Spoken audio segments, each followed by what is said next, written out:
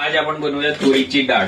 मी तुरीची डाळ घेतली आहे 1 कप जेवढं आणि त्याच्यात मी पाणी ओतून त्याच्यात टोमॅटो, ग्रीन चिली, आला आणि गार्लिक टाकून त्याला पूर्ण बॉइल करून टाकल्या। आता याला आपण बॉस मशीन बनवली आहे, त्याच्यात पाणी कमी आहे, त्याच्यात आपण थोडा पाणी ओतूया आणि याला मस्त बॉस मशीननी मिक्स करूया।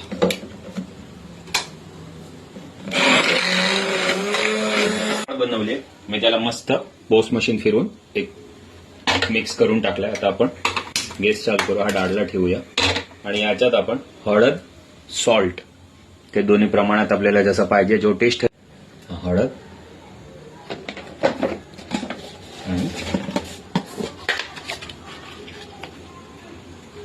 सॉल्ट। याच्यात तुम्ही कोपरा पण टाकू शकता, नारळ, सुका नारळ, ओला नारळ जसं तुम्हाला पाहिजे।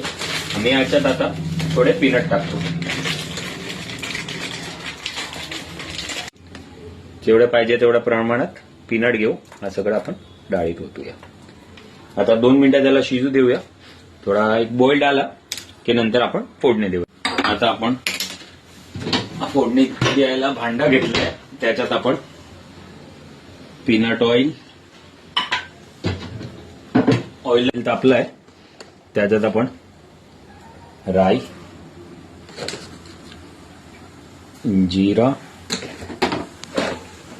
जेवढी पाहिजे तेवढी हिंग टाकूया। नंतर करी लीफ मी वॉश केलेला आहे, हा करी लीफ बॉइल्ड होऊ देऊ। नंतर आपली डाळ रेडी झाली। गुड थोडा कट करून टाकाय। जर स्पेशली तुम्हाला नॉर्मल गुडनी बनवायचे तर नॉर्मल गुड टाकून पण तुम्ही बनवू शकता, पण हा गुजराती स्पेशल आहे त्याच्यासाठी आपण गुड टाकूया याच्यात।